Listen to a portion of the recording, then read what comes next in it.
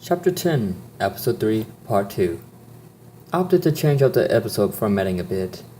Nothing too drastic, but I like the way it looks better than I did before. Or it did before. I don't like trees. All they're good for is what they do for us. Recycle carbon dioxide for oxygen. Otherwise, all they really are eyesores. Obstructions and distractions. They also make for terrible landing pads. That's what I learned at the Middy's excellent translator aim, landing me in a very large, very green tree not too far from the academy. I let it grilling my stomach, knocking the wind out of me. That was probably the least pleasant experience I've had with the whole transfer thing, ever since I discovered exactly who my family was. I had to carefully climb my way down the tree to make sure that I didn't tear anything on my school uniform. I'm going to expect Middy the next time I see him. Once I made my way down, I looked around to see exactly where I was. Middy actually listened to me without hearing what I had to say. I'm not sure how that works exactly. I didn't want to be transferred directly to school, in case people were there. I would have gotten a slew of questions I wouldn't have had any idea to answer. Instead, he dropped me off a few blocks away. That gave him the chance I needed to look like I was walking in from home. Brushing off the dirt and pieces of bark from my uniform, I started making my way toward the school. I missed the whole day the day before, meaning I was going to have a lot of explaining and a lot of work to do. I thought heavily. This wasn't going to be my day. All the students started coming into my view. That meant I was getting closer to campus and to what was likely going to be the longest day of my life. I was not looking forward to even stepping into the school gates, let alone getting the hateful glares from my teachers I knew I was going to get for missing the second day of school. The few students arriving at the school were gathering around a tree just outside the gates of the academy. Something up there garnered their attention. At first, I noticed the fact that they were circling a tree. Did I mention that I hate trees? That was reason enough for me to ignore whatever was going on up there. For all I knew or cared about, it could have been the first biomechanical square in the area since they were put on a endangered species list 3 years ago. Those aren't that interesting. I've seen plenty of them before at the zoo. Murmurs emerged from the crowd. The commotion coming from the crowd was a bit odd for an animal-machine hybrid. Then again, if people knew about me, I'm pretty sure I'd raise a few eyebrows myself. I walked by, trying to maintain a modicum of fond interest. I hate trees, and animals that choose to make the overgrown weeds their homes are of no concern to me. What is going on up there? One person asked. I rolled my eyes. It couldn't have been anything that Ginger could be subjected to. Either that or said squirrel was currently gorging himself on a nut. Someone say something! Running girl shouted. I rolled my eyes. You just said something, you dork. That made me question level of intelligence in school. One day was enough to help me gosh things, and I wasn't looking forward to today. Is she even awake? Someone else asked. Oh, great. Now I know there's a person up there. I brought my hand up to my face in irritation. There's only one person's world that I could think of that would be open tree for any real reason. I stopped, knowing that I was going to regret looking. I turned my head slowly in the direction of the tree in which said students semi-circled. I was right. Twice. First, there was indeed a biomechanical squirrel in the tree, stuck away in a nut. I found it odd, since most squirrels didn't need to eat. Then again, thinking back to that trip to the zoo, I remembered that most squirrels were programmed to behave like the completely organic ones, so maybe that was why. The other thing was a familiar-looking teenage girl in the same uniform the academy required everyone to wear. Her long black hair fell well below the branch she was crouched down on, while she stared me down with a familiar devilish smirk on her face. I returned to stare, wondering when Ibuki would decide to make her move. Nobody there was questioning what she was staring at, thank goodness. It had been pretty hard to explain that the two of us had this sort of interesting abusive friendship type rivalry that I can't even properly articulate. A slight breeze blew through the area, chilling me slightly and making me wonder if it would bother my leg. That's when I noticed something that caused me to furrow my brows. The breeze was pretty light, but strong enough to push close a noticeable amount. So then why didn't Ibuki's move? Her hair, which definitely would have been blown around a bit, didn't move either. Something wasn't right. That couldn't have been her up in that tree. She was trying to draw my attention, and it worked. She wanted to track me for some reason, and I was pretty sure that it wasn't so that she would get caught asking me to borrow my homework. Not that she would have. I did miss a day after all. I thought over it for a moment, wondering what exactly she was up to. Did she want me to fall in some elaborate yet cliché pitfall that would take her hours to prepare? Did she want to come at me from behind trying to catch me off guard?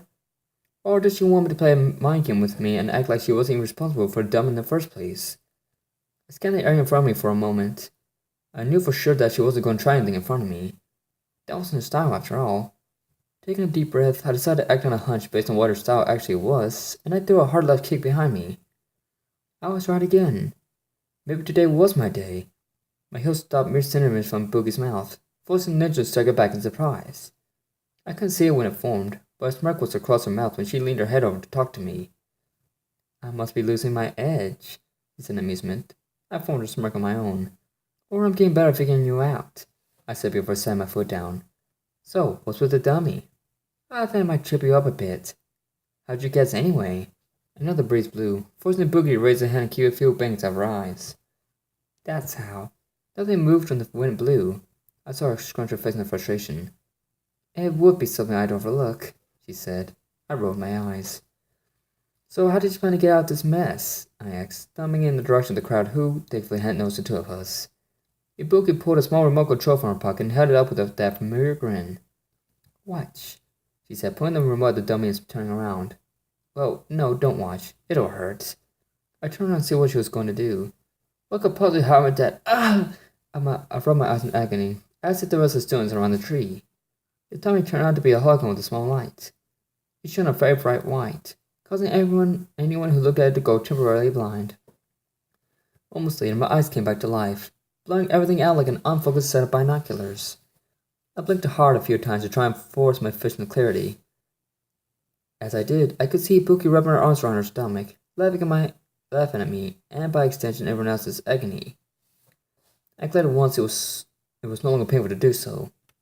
What's so funny? I touched it on to look, didn't I? She said between laughs. I felt a sudden urge to kick at her again, and not stop myself this time. I decided against it though, because I knew it would devolve into another sparring match in which I'd apparently not have a chance at winning. She saw a look on my face and wanted her smile. Oh, come on, That was indignant for me. I never really liked it. You need to lighten up a bit. I rolled my eyes and groaned. First, I told you to stop calling me that. You know I hate being called that. Second off, your stupid little trip nearly blinded me for life. This time, she rolled her eyes. It wasn't that bad, Iris. She knew the looks we were getting from the people who were staring at us. They knows what she was, I would imagine. What? I asked, as if I were one who was offended. She's a gymnast and it was a bad glare from the windows. Get over it. They all started walking off, some shaking their heads as if they didn't believe what I said. I had a point. Some of the winds were visible through the leaves. Stand at the right angle, you'd be rubbing your eyes too. Once the crowd dispersed, Ibuki gave me the most good look she could muster. Thanks, Iris. You're welcome. We had this unspoken agreement. We would keep each other's secrets. She wouldn't tell anybody that I had a mechanical leg, and I wouldn't tell anybody that she was a ninja. Yeah, one of her world's greatest heroes was a well-known ninja, and yet she wanted to keep who she was a secret when everybody else like her bragged about it. I never understood the logic behind it, even when she explained it to me. Oh well. Now then, she said, let's get around to the front gate so we can get ready for class. I raised an eyebrow. Why not just go and do these? Ibuki shook her head. These are the back gates, They only open for delivery. Open these for deliveries. Food, supplies, equipment, that sort of thing. Oh, how do you know that? I'm a ninja, remember? Investigating stuff is part of what we do. It also helps that I saw a delivery truck back here yesterday. I rolled my eyes as we made our way around the brick wall, then close to the campus. Have I introduced you guys to the school yet? No? Huh. Well, I guess I should do that. It's a large place. Gates and wall around it extend for a mile on each side, making a walk around the place a bit of a lengthy adventure. The main building sits in the center of the property and is huge. It rises about 8 or 9 stories and is very elegant looking. The exterior looks like marble, but it's really steel with cosmetic changes. Several other buildings dotted the grounds. Some of them were education buildings, each specializing in a different aspect of the education process. Others were small dormitories for the students that came from other countries or had a hard time commuting from home. Flower grounds and open grass fields were with more evil trees spread over the majority of the grounds, with the only paved areas being small parking lots reserved for teachers and staff members and concrete walkways that connect the buildings together. All in all, it's very beautiful, but very stereotypical rich people private academy. Why do the people who build places like these feel they need to make them much larger than they need to be? I groaned as we rounded the first corner. Another mile and a half to go. Thankfully, we were fairly early for classes, meaning that we didn't need to rush to get to the other side. I don't know, Ibuki answered.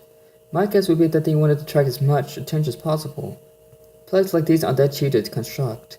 And private schools do tend to charge a lot of money to cover costs. Yeah, but what about those of us with disabilities? I can't take long walks like these. She rolled her eyes at me. You're not disabled. You've got 2 working legs, just like any other person. You take karate classes for crying out loud. Yeah, I showed off, turning my attention to the nearby wall as we walked along it. Till once I was having issues. What happened? I looked around. All the students passed around us, but none of them looked like they were interested in anything we had to say. They had their minds on other things. Good. A hydraulic line went out in my out in my leg. I said, dropped my gaze down to it. Liquid nitrogen poured out over everything and froze things up. She said, nodding her head. Makes sense, considering what you do and what we do every now and then. Yeah. I hesitated for a moment, trying to think of what to say next. Our last match caused it to rupture. Oh, I'm sorry. I smiled sadly. I didn't want to put the blame on her like that. Don't worry about it. I got it fixed and the guy who looked at it said it'd be fine. I'll send you the bill. Ibuka leg punched my shoulder. Shut up. We walked in relative silence for a few moments. Now the breeze blew into our backs, forcing the 2 of us to restrain our hair so that we could see in front of us. Kinda windy, isn't it? I asked. Yeah, the weather forecast didn't say we were going to have this much wind. I rolled my eyes. Ruined your big plans to tag me from behind. I remember. I would have had you too. I had you completely flown into the stupid wind ruined everything. I giggled. Oh well, maybe next time. So, where were you yesterday? Some saliva caught itself in my throat. I knew that question was coming, yet it still caught me off guard. I don't know how she does it. I wasn't feeling too well. Mom said it was best I stay home from school. Really? She asked, turned to show me her raised eyebrow. Nobody answered when I came to visit yesterday. Mom and Dad had to work late, and I can't really hear the doorbell from my room. Oh, makes sense, I suppose. We ran the next corner and stopped in our tracks. Another crowd was gathering at these gates, but this one was much larger than the one Ibuki's hollow dummy attracted. We moved in close to see what was going on. Ibuki and I had to dance around to try and see what was going on. I eventually got tired of trying to see around people and started shoving my way through. I could hear Ibuki going behind me when she saw what I was doing. Move over, I said as I forced myself through. Make way. Coming through. I eventually made it out to the front row, ignoring all the angry glares I was getting along the way. Ibuki surfaced from the crowd a second later, muttering replies to people around us. I rolled my eyes. You do suck to be our ninja, I whispered. No, I'm just not rude to other people, she whispered back. We turned our attention away from each other and looked at the ground in front of us. A red carpet that I was pretty sure wasn't there the first day of school was spread out, extending from the curb in front of the gate to the door to Cammy's main building. We both raised an eyebrow and looked at each other in confusion. What's going on here? I asked. Ibuki simply shrugged. It was weird. There was no reason I could think of for an insane long red carpet to be rolled in front of everyone like this. I shrugged and moved my foot forward to take a step, only for a massive guy in a black suit and tie with black sunglasses and the most sad look I've ever seen pop out of nowhere and shove me back. What's your problem? I demanded, irate. The man held a hand out in front of me. Nobody walks on the carpet. Seriously? How is we supposed to get in? Some of us do for our education, you know. Not necessarily me, but saying that did help get people on my side. Ibuki rolled her eyes. You wait, like any other commoner, he said simply, blocking me from going anywhere considering the circumstances. Commoner? Buddy, who do you think it is that allowed a meat mountain like you get a job like yours in the first place? I have half a mind to drop you where you stand. I raised a fist to emphasize my point. Ibuki placed a hand on my shoulder, causing me to turn around and look at her. Now's not a time for you to do something stupid, Iris, she said. I glared at her for trying to stop me and testify I realized she was right. Just wait. Whoever this person is probably isn't going to take too much longer to get here. Just as she said that, and probably because neither of us want to prove her right again, a member of the crowd pointed out to the stream and shouted, Look! Everyone turned to see what he was pointing at. My eyes wanted as an equally insane long stretch limousine pulled up to the curb. The car seemed to stretch forever before finally stalling to a stop. The rear passenger door slowly inched its way in front of the carpet. Another man in a black suit stepped in front of the door and slowly opened it up. A pair of yellow formal shoes, the same ones we have to wear with our uniforms, slowly swung out the passenger area, set themselves gently onto the carpeted side. A moment later, a very good read from eyes to buck out further stepped out. She was about 5 feet 10 inches, making me feel short once again. While she wore the same ridiculous outfit every other student, her waist-length blonde hair sat more comfortably over the uniform than my brunette locks ever would. I see blue eyes skinned over the crowd, one an almost condescending smirk sat just below her nose. My eyebrows furrowed the sight. I didn't like the way she was coming out to begin with. A snobby little rich girl who apparently thinks higher of herself than she really should. No thanks. This academy probably has enough egotistical morals to last it a while. I don't feel like putting up with that one. Thankfully though, from what I can remember from my first day, I didn't have any of those people in my classes, so maybe my luck would hold out. I turned to Ibuki, frowning full force. Who's she? Ibuki shrugged. I don't know. I didn't hear anything about a new student coming in anytime soon. Want me to look into her? I nodded wordlessly and turned back to watch her make her way smugly toward the school. Once she was a good distance away, her meat parade rolled up the car behind her and let everyone else through. I had no idea who this brat that she was, but I hoped I wouldn't have to deal with her. Then again, if my luck is any indication, my luck never really was all that great. chp10 mentioned my favorite drink on TV show NCIS. Mickey and Abby are often seen drinking Cap House, sometimes sharing the same one. Kudos to the one person who took a stab in measuring the men in black rivers that was in there too.